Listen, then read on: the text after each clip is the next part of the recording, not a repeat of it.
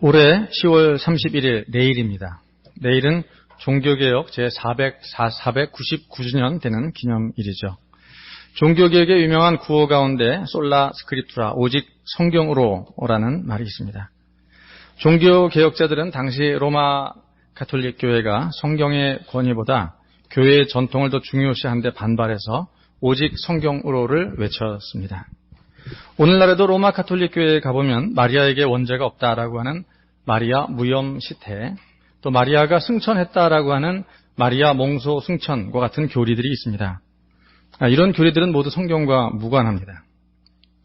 그럼에도 로마 가톨릭 교회에서는 성경 또는 그 이상의 권위를 가지고 있지요. 종교개혁자들은 교회의 전통이 중요하다는 것을 알았습니다. 하지만 교회의 전통은 항상 성경의 권위 아래에 있어야 한다고 믿었습니다.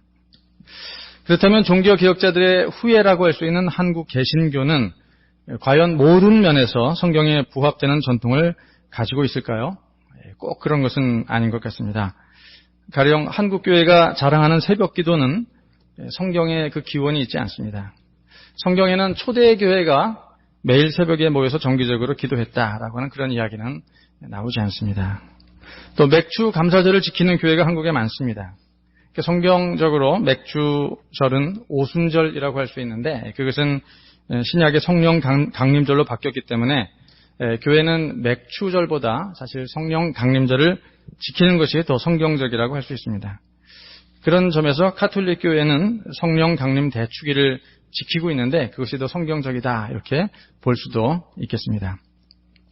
어떻게 보면 성경에는 없지만 성경이 암묵적으로 지지하는 그런 전통이 있고 또 성경에 분명히 나오지만 그것을 그대로 지키는 것이 지금은 좀 무의미한 그런 전통도 있을 수 있습니다. 오늘 우리가 읽은 디모데후서 본문의 주제가 성경입니다. 디모데는 어려서부터 성경을 알았습니다. 디모데의 아버지는 헬라인이었지만 유대인 어머니 유니게가 어려서부터 성경을 가르쳤습니다.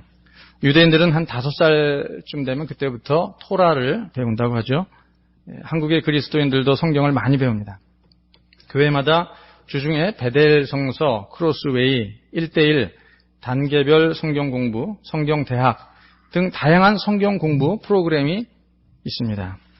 성경을 통독하는 교회도 있고 또 성경을 필사하는 그런 교회도 있습니다. 매일매일 큐티를 하는 그런 교회도 있습니다.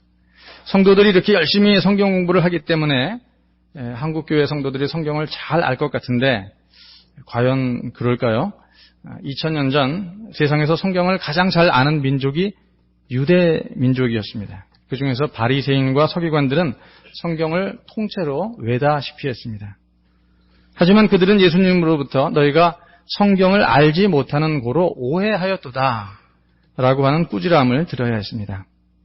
유감스럽지만 오늘날 한국에 성경을 잘 안다고 하는 그런 그리스도인들 중에도 예수님의 꾸지람을 들을 사람이 적지 않을 것입니다. 기본적으로 성경이 어떤 책인지부터 잘 모르는 경우가 있습니다. 바울은 디모데에게 성경이 어떤 책인지 다음과 같이 말했습니다. 우리 15절 디모데후서 3장 15절 말씀을 같이 한번 읽어보겠습니다. 시작. 또 어려서부터 성경을 알았나니 성경은 능히 너로 하여금 그리스도 예수 안에 있는 믿음으로 말미암아 구원에 이르는 지혜가 있게 하느니라. 아멘. 네, 그렇습니다. 성경은 구원에 이르는 지혜가 있게 하는 책입니다. 성경을 읽음으로써 우리는 죄로 인해 죽을 수밖에 없었던 우리가 어떻게 영원한 생명, 즉 구원을 얻게 되는지를 알게 됩니다. 따라서 우리는 성경을 통해서 하나님이 계시하신 구원의 지혜를 발견하려고 애를 써야지 구원과 상관없는, 하나님의 구원과 상관없는 다른 지혜를 성경에서 찾고자 하면 자칫 성경을 오용하거나 남용하는 것이 될 수 있습니다. 당시 성경 전문가였던 바리새인 서기관들의 최대의 실수가 성경을 통해서 구원과 상관없는 지혜를 좇았던 것입니다. 그 결과 그들은 정작 구원의 주님이신 예수 그리스도께서 이 세상에 오셨을 때 그들은 그분을 십자가에 못 박아 죽게 하고 말았습니다. 오늘날 성경 오남용에 대한 가상의 예를 들어보자면 가령 정신과 의사가 성경을 통해 조현병, 요즘은 조현병이란 말을 쓰죠. 예전에는 정신분열병이라고 썼습니다. 그리고 뇌전증, 예전에는 간질병이라고 했는데 요즘은 뇌전증이라고 합니다. 성경에서 그런 치료법을 찾으려고 한다면 난센스일 것입니다. 성경에 보면 예수님이 귀신을 쫓아내는 장면이 나오죠. 정신과 의사가 그 방법을 써서 이러한 정신적인 질환을 치료해보겠다. 혹시 내과 의사가 환자들에게 가라, 내 믿음이 너를 낫게 하였느니라 라고 선포하면 암이 나을까요? 아니면 안과 의사가 진흙에 침을 뱉어 그것을 녹내장 환자의 눈에 발라주면 어떻게 해야 되겠습니까? 모두 말이 안 됩니다. 성경은 예수님의 치유 사건을 통해서 우리에게 구원에 이르는 지혜를 가르치고 있는데 그와 무관한 현대의 질병치료법을 찾고자 하는 것 자체가 사실 성경에 대한 잘못된 접근법이라고 말할 수 있습니다. 이런 성경 읽기는 단순한 난센스로 끝나는 게 아니라 종종 사람들에게 해를 끼치기도 합니다. 정상적인 치료를 받아야 할 사람들에게 치료의 기회를 빼앗고 엉뚱한 비의료 행위로 질병을 악화시키거나 심지어 사망에 이르기까지 합니다. 실제로 제가 알던 사람 중에는 심각한 우울증에 걸린 아들을 병원에 데려가서 치료하지 않고 기도원에서 안수 기도로 치료하려 하다가 아들이 그만 자살한 그런 경우도 있었습니다. 이런 해악은 아닐지라도 성경에 대한 관심을 다른 쪽으로, 우리들이 가지고 있는 성경에 대한 관심을 다른 쪽으로 살짝 돌려놓는 그런 경우가 있습니다. 미국의 로리 베스 존스라고 하는 여성 작가는 20년 이상 성경을 연구했습니다. 산에 가서 명상도 하고 바다에 가서 묵상도 했습니다. 그 끝에 1996년 최고 경영자 예수, 지저스 CEO라고 하는 책을 냈습니다. 그녀는 그 책에서 예수님의 행적과 말씀을 인용하며 CEO의 자질과 덕목을 가르쳤습니다. 그 책이 미국은 물론 우리나라에서도 엄청난 베스트셀러가 되었지만 성경에서 CEO로 성공하는 지혜를 구했다라고 하는 점에서 성경의 핵심에서는 벗어나 있습니다. 하긴 그런 식으로 성경에 나오는 동물을 연구할 수도 있고요. 성경에 나오는 요리 연구, 성경의 의복 연구 또는 성경에 나오는 어떤 건축 연구 같은 것을 할 수 있고 그것을 통해 박사학위도 받을 수 있을 것입니다. 그러나 성경에 그런 내용이 있다 해도 그것은 어디까지나 부수적인 것이지 성경이 본래 그것을 말하기 위해서 기록된 것은 아닙니다. 정작 리더십을 연구하고 싶다면 성경보다는 존 맥스웰이나 스티븐 코비의 리더십 관련 책이나 강의를 듣는 것이 더 좋을 수 있고 회사의 경영 개선을 위해서라면 예수님의 리더십보다 빌 게이츠, 스티브 잡스, 구글의 리더십을 연구하는 게 더 효과적일 수 있습니다. 예수님의 리더십이 좋은 점도 많지만 제자들이 다 배신하고 또 팔아먹기도 하고 도망가 버리지 않았습니까?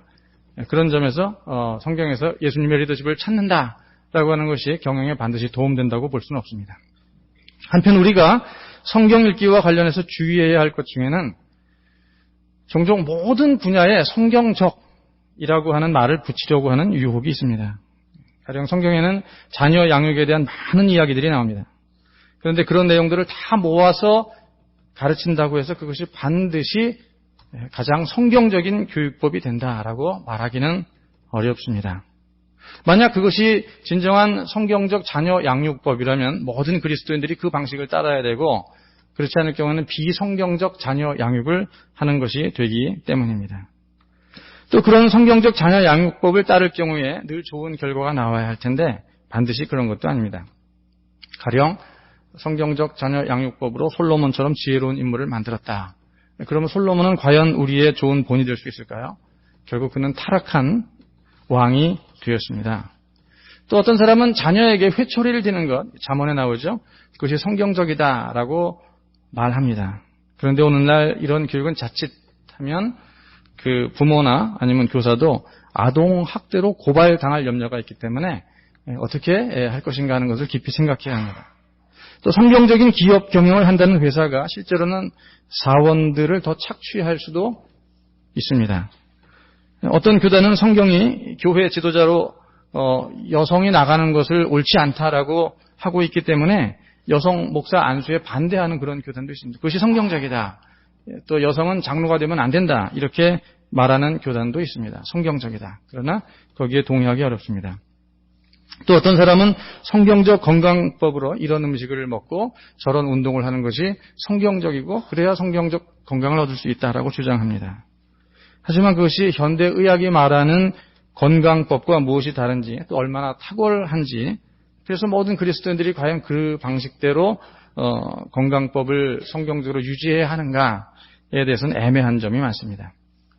그러다 보니 어떤 사람들은 그렇다면 그리스도인들은 라면을 끓일 때에도 성경적으로 끓여야 하는가라는 말을 하기도 합니다. 굳이 모든 일에 성경적이라고 하는 말을 붙일 필요가 없다는 것입니다. 그저 일반적으로 그것이 잘못된 것이 아니라면 일반적으로 알려진 최선의 방식을 따라하는 것, 그것이 곧 하나님이 주신 방식이라고 말할 수 있다라는 것입니다. 그러므로 우리는 성경을 볼 때 오늘 바울이 말한 바 성경의 전문 영역, 그래서 다른 책들이 결코 흉내낼 수 없는 바로 그 부분에 집중해야 한다. 이것이 성경을 보는 1차적인 관점이라는 것입니다. 그것은 무엇입니까? 즉 구원에 이르는 지혜라는 것입니다. 바울은 특별히 그 구원이 오직 예수 안에 있는 믿음으로 말미암은 구원이다. 성경은 구원에 관한 말씀을 우리에게 전하는데 그 구원은 예수 안에 있는 믿음으로 말미암은 구원이다라고 우리에게 말하고 있습니다. 그런데 자칫 이를 잘못 해석하면 예수 그리스도에 대한 우리의 믿음이 우리를 구원하는 것처럼 오해할 수 있습니다. 다시 말해 우리가 예수를 믿어주기만 하면 하나님께서 우리를 구원해 주실 수밖에 없다라고 하는 마치 구원의 공식과 같은 것입니다. 그러나 지금 바울은 그런 구원의 공식을 말하고 있지 않습니다. 오직 예수 그리스도 안에 있는 어떤 신실함에 대해 말하고 있습니다. 성경에서 믿음을 말할 때 그 믿음은 곧 신실함을 뜻할 때가 많습니다. 저 사람은 믿을 만한 사람이다. 다른 말로 말하면 저 사람은 신실한 사람이다. 그런 의미입니다. 그러므로 오늘 15절 말씀에 예수 그리스도 안에 있는 믿음이란 곧 예수 그리스도를 통해 나타난 하나님의 신실하심이라고 말할 수 있습니다. 이에 대해서 바울은 이미 디모데후서 2장 8절에서 내가 전한 복음대로 다윗의 씨로 죽은 자 가운데서 다시 살아나신 예수 그리스도를 기억하라. 그러니까 복음이란 무엇인가? 바로 다윗의 씨로 오신 예수 그리스도에 관한 것이다라고 바울이 요약을 하고 있습니다. 예수님이 그냥 예수님이 아닙니다. 다윗의 씨라는 것입니다. 그렇죠? 그래서 신약 성경을 열자마자 아브라함과 다윗의 후손, 곧 다윗의 씨, 예수 그리스도를 얘기합니다. 그것은 우리의 구원이 일찍이 다윗의 씨를 통해 세상을 구원하시기로 작정하신 신실하신 하나님의 오랜 약속, 즉 구약 이야기와 관련이 있다 하는 것입니다. 그 구약에 나타난 하나님의 오랜 구원의 약속을 다윗의 후손으로 오신 예수 그리스도께서 마침내 십자가의 죽으심과 부활을 통해 신실하게 성취해 내셨습니다. 그것이 바로 그리스도 예수 안에 있는 믿음, 즉 예수 그리스도의 십자가와 부활 사건을 통해 나타난 하나님의 신실하심인 것입니다. 바로 그분의 그 신실하심이 우리를 구원한 것입니다. 그렇다면 우리가 믿는다고 하는 것, 우리의 믿음은 무용지물일까요? 물론 무용지물은 아닙니다. 하지만 신실하신 하나님께서 다 이루어 놓으신 구원의 식탁에 단지 숟가락 하나를 얹는 것에 불과하다라고 비유할 수 있습니다. 그런 점에서 우리의 믿음은 하나님의 은혜이지 우리의 공로가 아닙니다.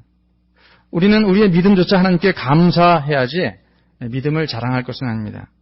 가령 이런 비유를 생각해 봅시다. 우리가 방에 들어갔을 때 방이 어둡습니다. 형광등 스위치를 올렸습니다. 그러자 불이 들어옵니다. 그것은 무엇을 말합니까? 이미 발전소가 세워져 있고 그 발전소에서 만들어낸 전기가 송전 시설을 통해서 이 바다를 건너고 산을 다 지나고 바다를 건너서 우리 집까지 다 들어와 있는 거예요. 그래서 배선 장비를 거쳐서 방 안까지 전기가 들어오도록 모든 게 다 갖춰져 있습니다. 이게 바로 하나님의 구원 시스템이라고 말할 수 있습니다. 그런데 우리가 단지 그 스위치를 켜는 것, 이것이 우리가 믿는 것이 그 구원 시스템이 작동한다는 것을 믿고 스위치를 올리는 것, 그것은 우리의 믿음입니다. 그것은 대단한 일이 아니죠. 스위치를 켤 수 있게 되었다는 것, 즉 우리가 믿게 되었다는 것, 그것조차 은혜이고 감사할 일이지 내가 스위치를 켜서 불이 들어왔네, 그것을 자랑할 일이 아니라고 하는 것입니다.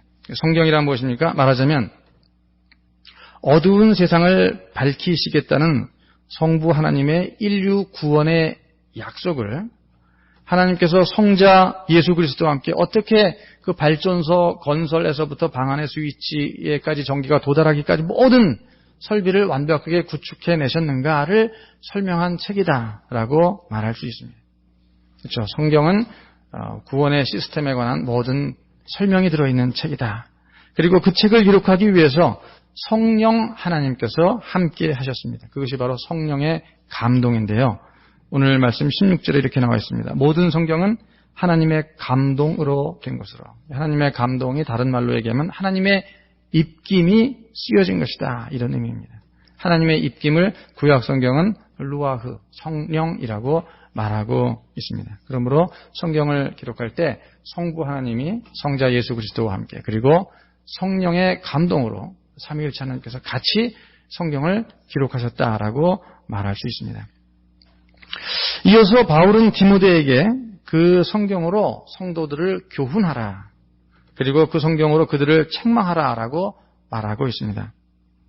즉 성도들에게 성경에 합당한 진리를 가르치고 성경에 어긋나는 것이 있으면 꾸짖으라는 것입니다. 최근 많은 교회들이 신천지를 비롯한 어떤 이단들의 놀이처럼 되고 있는 현상도, 이단들의 놀이터처럼 되고 있는 그런 현상도 따지고 보면 오늘날 목회자가 성경의 진리를 올바로 가르치지 않고 그것보다 세상에서 성공하는 방법, 그런 비법을, 이것이 성경적이다, 성경적으로 성공하는 방법, 성경적으로 뭐 하는 방법, 성경의 본질보다 다른 이야기를 너무나 많이 가르쳐왔고 또 성도들도 성경의 본질에 대해서 귀담아 듣지 않았기 때문에 이단들이 바로 하고 있는 것이다 라고 말할 수 있겠습니다. 또한 바울은 디모데가 성경을 따라 성도들을 바르게 하라, 그리고 하나님의 의로 교육하라라고 이야기합니다. 이것은 기독교 윤리와 관련된 문제입니다. 기독교 윤리는 단지 세상 시민으로서 어떻게 살 것인가라는 그런 차원의 윤리가 아닌 우리가 하나님 나라 백성으로서 어떻게 이 세상 가운데 살아갈 것인가 하는 그리스도인의 윤리를 말하는 것입니다. 그것은 마치 우리가 바리새인들처럼 성경 몇 장 몇 절을 따라서 무엇이 죄이고 무엇이 죄가 아닌가를 따지는 것, 그것만 중요시 여기는 것, 이런 수준이 아닙니다. 가령 낙태는 죄일까요? 올해 11월 달부터 낙태 문제가 새롭게 법이 바뀌어가지고 요즘 산부인과에서 여러 가지 이야기들이 나오고 있는 것 같습니다. 낙태 당연히 죄입니다. 출애굽기 20장 13절 10계명에 살인죄가 적용될 그러한 죄라고 말할 수 있습니다. 그러나 이런 경우를 생각해 보았으면 합니다. 여기 신실한 믿음을 가진 그리스도인 부부가 있습니다. 그들이 40대 중반을 훨씬 넘어서 자녀들도 이미 다 청소년이 됐고 대학교 들어가는 그런 마당에 갑자기 임신을 하게 됩니다. 좀 쑥스럽긴 했지만 늦둥이를 갖는 가정도 많이 있기 때문에 그것을 하나님의 축복으로 알고 아이를 낳기로 합니다. 그런데 산전 검사 결과 다운 증후군으로 밝혀집니다. 부부는 시험에 들지 않기를 날마다 기도하고 또 기도를 했습니다. 하지만 그것을 감당하기가 너무 어려워서 고민하던 끝에 결국 외부에 알리지 않고 조용히 낙태를 결심합니다. 자식을 죽인 살인마다 이렇게 생각하는 사람들이 있을 수 있습니다. 하지만 우리는 이 부부가 그 안타까운 결론에 도달하기까지 그 아픈 마음과 또 그들의 문제를 누구와도 함께 나누지 못한 교회 공동체의 처지에 대해서도 한 번쯤은 생각해 볼 필요가 있습니다. 왜냐하면 그것이 곧 우리 교회의 처지일 수도 있기 때문입니다. 아마 이 부부는 교회의 성도들이 누구보다 가까운 이웃이었음에도 평상시 교회 성도들과 친하게 지내고 잘 알죠. 가까운 이웃입니다. 그럼에도 불구하고 장애가 있는 아이를 낳아서 기를 때 별 도움이 되지 않을 수 있다, 이런 사실을 생각했을지 모릅니다. 그것이 격려가 되기보다는 오히려 그 나이에 아이를 갖다니 조심성이 없기는, 그리고 무슨 죄를 지었길래 아이가 다운 증후군이냐, 이렇게 비웃고 비난하는 교우들의 수군거림이 귀에 들려왔을지도 모릅니다. 그것이 그 부부가 자신의 교회에 대해 가지고 있던 솔직한 기대 수준이었습니다. 즉 교회가 평소에 이런 어려운 일을 당할 때 일말에 도움이 될 것이다 라고 하는 믿음을 충분히 주지 못했던 것이죠. 하지만 만약 그들에게 교회에 대한 어떤 일말의 따스한 약간의 그 따스한 기대라도 있었더라면 용기를 내서 장애인 아이를 낳았을지도 모릅니다. 어쩌면 우리는 우리 시대의 낙태의 죄는 해당 부부만의 사적인 죄다라고 말하기 전에 그들이 속한 교회 공동체가 함께 감당해야 할 아픔일 수도 있습니다. 이럴 때 교회가 어떻게 변화되어야 할 것인가를 생각하는 것이 바로 기독교 윤리, 기독교인 하나님 나라 크리스찬 윤리라고 말할 수 있습니다. 교회가 이 시리에 빠진 부부에게 어떻게 용기를 주고 장애를 안고 태어날 아이를 어떻게 함께 양육할 것인가, 어떻게 도울 것인가에 대해서는 한 번도 생각해 보지도 않은 채 그들이 지은 죄가 살인죄냐 아니냐만을 따지는 것은 기독교 윤리의 최종적인 목적이 아닙니다. 낙태를 해도 좋다는 게 아닙니다. 또 이웃의 죄를 그저 용납하라 그러는 것이 아닙니다. 죄를 짓지 않는 환경을 교회 공동체가 어떻게 함께 만들어 나갈 것인가 하는 것을 생각하는 것 역시 중요하다는 것입니다. 이를 위해 교회가 예수 그리스도의 십자가와 부활, 그리고 이 십자가와 부활을 통해서 새롭게 시작된 하나님 나라의 빛으로 이런저런 교회 안팎의 수많은 문제들을 새롭게 재해석해내야 한다는 것이죠. 바울은 그렇게 디모데에게 성경을 가르쳐서 그리스도인으로 하여금 하나님의 사람으로서 온전하게 하며 또 모든 선한 능력을 갖추게 할 것을 권하고 있습니다. 우리 한번 17절 말씀을 같이 한번 읽어볼까요? 17절입니다. 시작. 이는 하나님의 사람으로 온전하게 하며 모든 선한 일을 행할 능력을 갖추게 하려 함이라. 아멘. 윤리적으로 아주 완벽한 사람이 되라는 것이 아닙니다. 죄를 전혀 짓지 않는 의인이 되라는 것도 아닙니다. 그리스도인이 하나님 나라 백성으로서 보다 세상 가운데 성숙해져야 한다라는 것입니다. 그것은 단지 바리새인처럼 성경을 많이 읽고 줄줄 다 외운다고 해서 되는 게 아닙니다. 성경의 핵심을 알아야 합니다. 예수 그리스도 안에 있는 믿음으로 말미암아 구원에 이르는 지혜, 그리고 그 지혜 위에 올바른 성경의 교훈과 책망을, 그리고 그리스도인이 함께 살아내야 할 하나님 나라 백성으로서의 윤리를 하나하나 구축해 가야 하는 것입니다.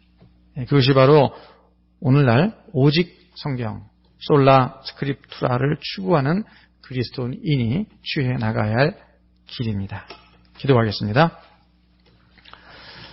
하나님 아버지의 은혜를 감사드립니다. 이제 종교개혁 499주년 기념일을 하루 앞두고 있습니다. 성경에서 벗어난 잘못된 중세 카톨릭을